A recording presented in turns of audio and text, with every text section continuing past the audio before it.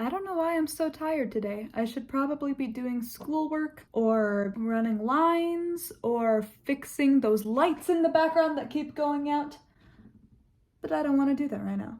So instead, I'm going to be talking about having good lyricism on the internet. For those of you who don't know me, hi, my name is Ava Britton, spelled wrong both times, and I love the performing arts. And within the performing arts, I enjoy songwriting. I'm not signed to a record label or anything, I'm just someone who does this for fun, to get creative juices flowing. But yeah, I thought it would be fun to kind of break down songwriting piece by piece for people who might be starting out in a self-taught manner like I did several years ago. So this is kind of my mini-series on songwriting. Last time I kind of talked about how to get yourself into the right mindset when you're beginning songwriting, but now we're gonna kind of talk about the specific elements of it. So today we're gonna be talking about good lyricism. I'm gonna kind of break this video into like two sections, the first one being the more logical side of lyricism and the other one being the creative side. So when I say logical, I mean not the rules of writing lyrics, but like little tips and tricks that kind of help, as opposed to like the words themselves. And oh my gosh, there is this group chat going on that I cannot get out of that keeps buzzing me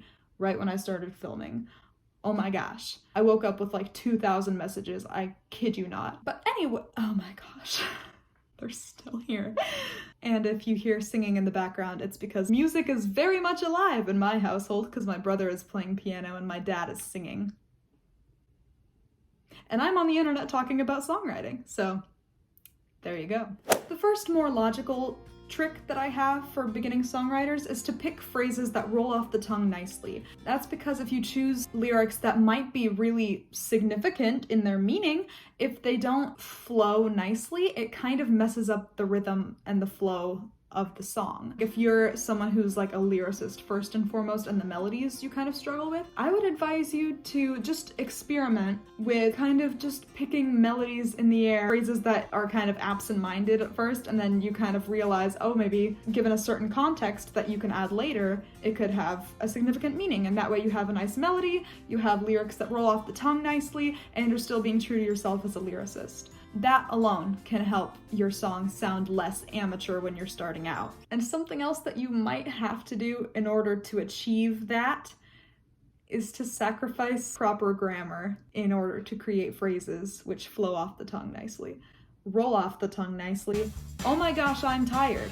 Believe me, like there are definitely ways of maintaining proper grammar when you're writing that still flow off the tongue nicely, but as a beginner, I would say don't be afraid to kind of cut corners with your grammar a little bit, even though I know as a writer, as someone who's kind of an English aficionado here, it hurts my soul a little bit to say that, but when you're starting out, it's a bit more important that the melody is cool because honestly, listeners don't really care if the grammar is proper or not. Speaking of proper, make sure that even though we're writing songs, we're getting janky with it. Make sure that the emphasis is on the right syllable. I know that as someone who, if you didn't know, in the musical theater genre, I'm a legit soprano. One of the songs that I've been working on is Light in the Piazza from the show of the same name. My dad is an opera singer, and he was overhearing me sing it, and he was so annoyed because the way that the melody is sung in that song is they call it the light in the piazza, and he was going insane. It's not the light in the piazza, it's the light in the piazza. So if you don't want the wrath of my father to haunt your songwriting dreams, make sure the emphasis goes on the right syllable, even if that means you have to change the lyrics to fit that. A big thing that I find trips up beginners maybe is the idea of rhyming kind of seems very daunting, but I think there's definitely some workarounds that can make it seem less daunting by expanding the horizons of what can be rhymed with other things. First of all, slant rhymes are a godsend. What's a slant rhyme? I'm here to tell you. A slant rhyme is where two words that aren't perfect rhymes could sound like they rhyme. For instance, if you have a word like hat and bad, technically they don't rhyme because they don't end with the same consonant. If you take away the consonants and just look at the vowels and the sound that the vowel is making, they both just go ah. So if you're rhyming hat with bad in a phrase, someone driving down the street listening to your song on the radio isn't gonna go, slams on the brakes, wait a second, that's not a real rhyme.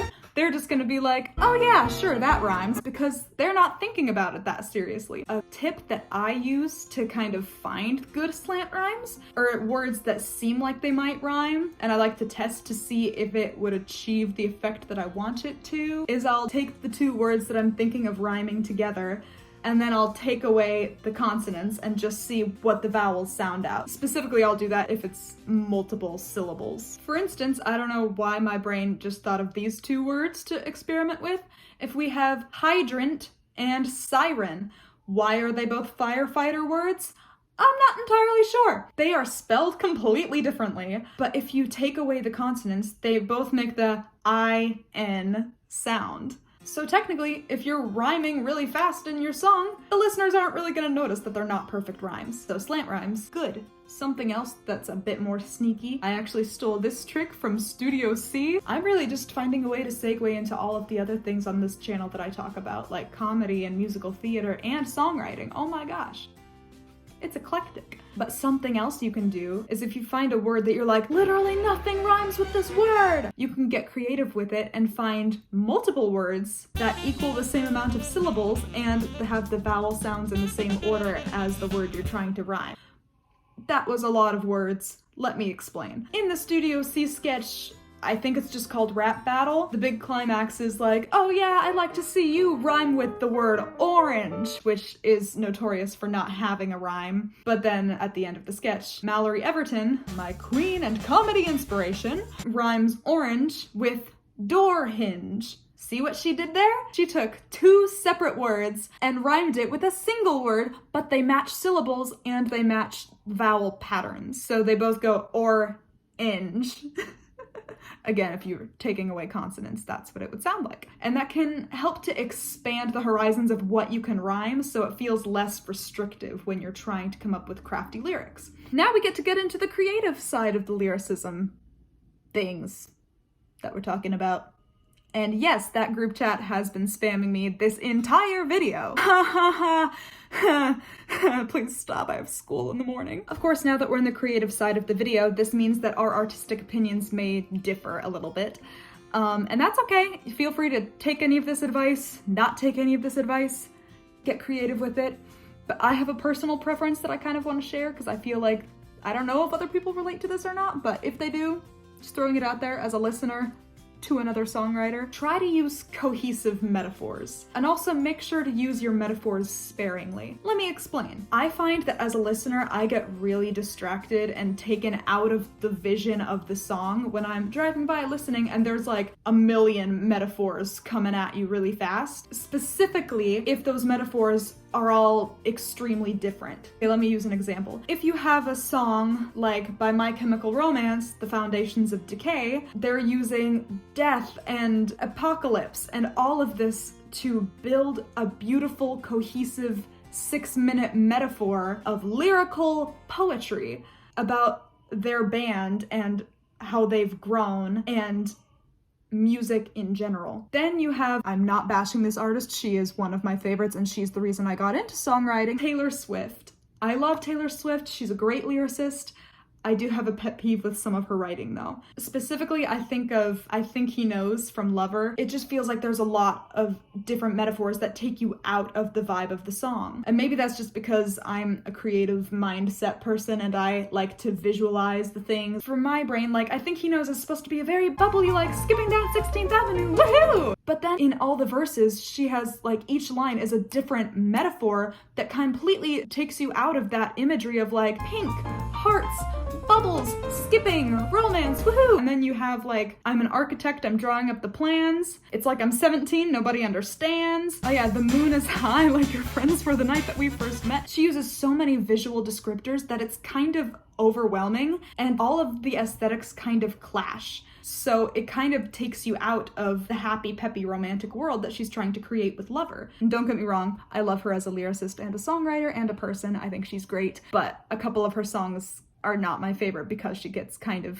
carried away with the metaphors sometimes. I would say if you are using a metaphor to write a song, make sure that all the metaphors you include in the song are helping to build the world you're trying to create with the song or whatever you're writing. For instance, if you're writing a song and you're using the metaphor of nature, make sure to keep all of your lyrics nature based and less jumping around. It kind of takes the listener out of the world that you've worked really hard to create, and that's not really fun for anyone. I hope that was a little bit helpful. Again, I'm not some professional artist, and I definitely was not trying to bash on Taylor Swift. That's just an observation I've made as a longtime listener of hers. If you're interested in songwriting or other parts of the performing arts, musical theater, comedy, songwriting again, musical analysis, character analysis, all the things, feel free to check out my other videos, see if there's anything you're interested in.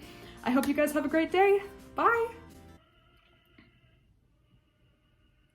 Hi, Dad.